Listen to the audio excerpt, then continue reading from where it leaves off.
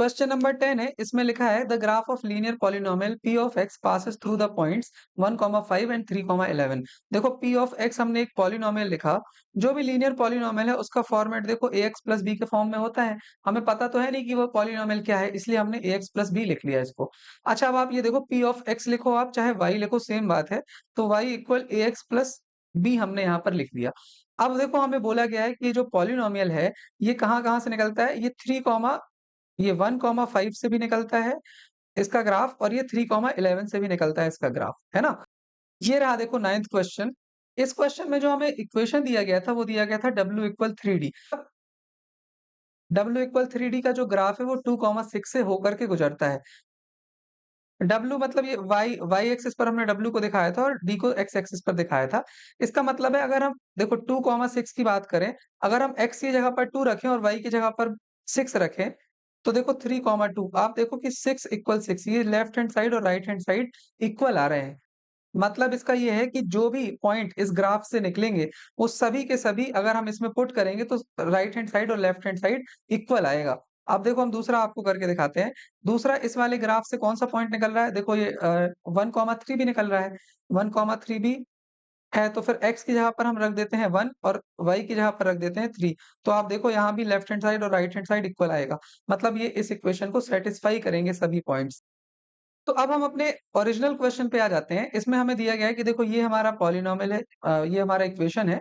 इसमें हम x की जगह पर रखेंगे 1 और y की जगह पर रखेंगे 5। तो ये जो दोनों साइन है ना, दोनों पक्ष हैं वो इक्वल आ जाएंगे दोनों साइड। तो हम यहाँ x y की जगह पर लिख देते हैं 5 और x की जगह पर लिख देते हैं 1 प्लस b। तो ये बन जाएगा 5 इक्वल a प्लस b। तो इसको हम दे देते हैं इक्वेशन नंबर 1। अब देखो आगे इसमें बोला गया है कि जो दूसरा पॉइंट है वो है 3, 11। 3, 11 भी इसी ग्राफ से निकल रहा है 3, 11। तो x की जगह पर 3 लिखेंगे, y की जगह पर 11 रखेंगे। तो देखो यही हमारा इक्वेशन तो ये है, y इक्वल ए एक्स प्लस बी। तो y की जगह पर हमें लिखना है 11 और x की जगह पर लिखना है 3, तो प्लस b। तो ये बन जाएगा हमारा 11 इक्वल 3a प्लस b। देखो आप, ये हमारा दूसरा इक्वेशन बन गया। अब अगर आप देखो इक्वेशन 1 और इक्वेशन 2, इनको अगर हम सॉल्व करेंगे तो a और b की वैल्यू हमें पता चल जाएंगी। तो हम यहाँ पर इसको सॉल्व कर लेते हैं। देखो इक्वेशन a और इक्वेशन b में b के जो साइन है वो सेम है। तो हम एक काम करते हैं, इक्वेशन 2 को इक्वेशन 1 से माइनस कर देते हैं। तो इक्वेशन 2 जो है वो है 11। देखो लेफ्ट वाला लेफ्ट माइनस होता है ना, तो 11 माइनस 5 इक्वल हो जाएगा 3a प्लस b। और ये माइनस हमें करना पड़ेगा a प्लस बी से। तो 11 माइनस 5 करेंगे तो 6 आ जाएगा। अब ये लिखेंगे 3a प्लस बी माइनस, अब माइनस का साइन अंदर जाएगा तो मल्टीप्लाई होगा तो माइनस का हो गया, और b वाला प्लस का है तो ये माइनस का हो गया। तो अब आप ये देखो 6 इक्वल 3a माइनस a, तो ये 2a हो जाएगा। और ये b तो कैंसिल हो जाएंगे क्योंकि इनके साइन अपोजिट है। तो यहाँ से a की वैल्यू हमें मिल जाएगी 6/2 मतलब 3। a की वैल्यू हमें मिल गई 3। देखो अब हमें b की वैल्यू चाहिए है, तो हम क्या करेंगे, a की वैल्यू को चाहे इक्वेशन 1 चाहे इक्वेशन 2 किसी में भी पुट कर देते हैं। तो a की वैल्यू हम इक्वेशन नंबर 1 पे पुट कर देते हैं। Put a equal 3 in equation 1। तो इक्वेशन 1 हमारी है 5 equal a plus b।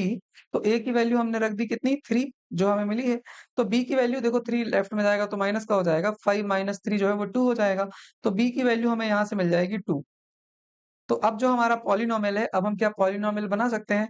Polynomial में देखो a और b की वैल्यू हमें चाहिए थी, a और b दोनों की वैल्यू हमें मिल चुकी है। तो जो पॉलिनोमियल होगा p of x a x plus b है। तो a की जगह पर हम लिख देंगे कितना, a आया है 3 और b आया है हमारा 2।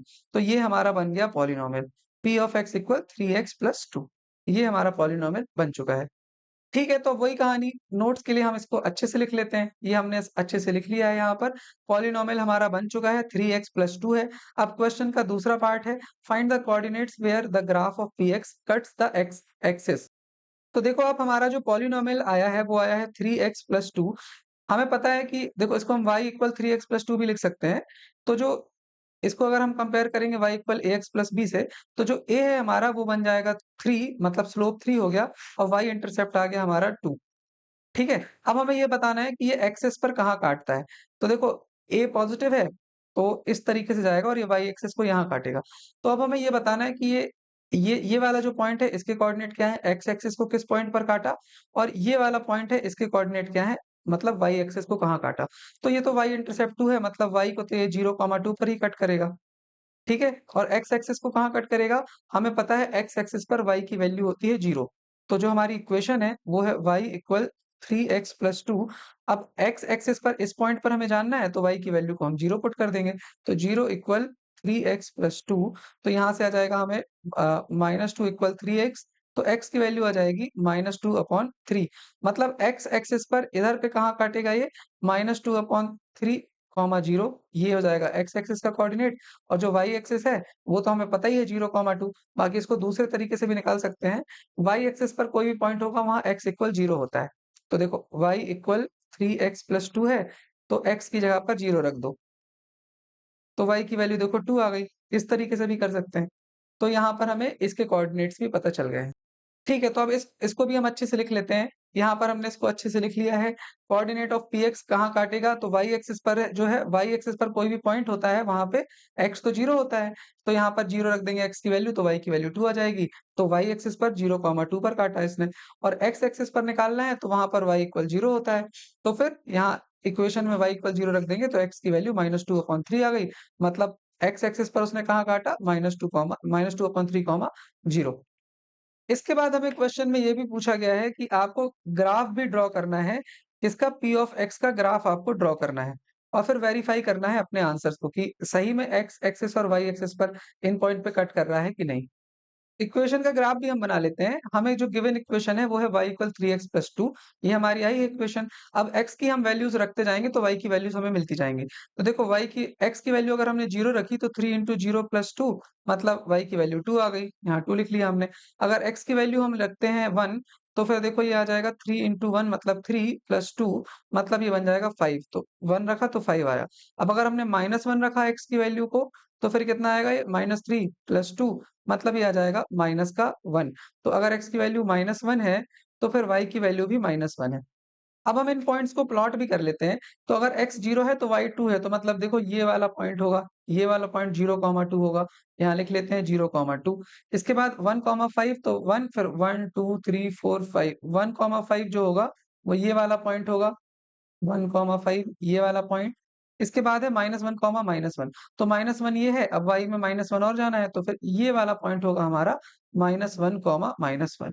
अब इन तीनों को हम मिला लेते हैं तो हमारा ग्राफ जो है वो ड्रॉ हो जाएगा। इन तीनों को मिलाने वाली लाइन हमने ये बना ली और फिर यहाँ पर ये ग्राफ ड्रॉ हो चुका है। इसमें इस इक्वेशन का नाम भी लिख देते हैं y इक्वल 3x प्लस 2।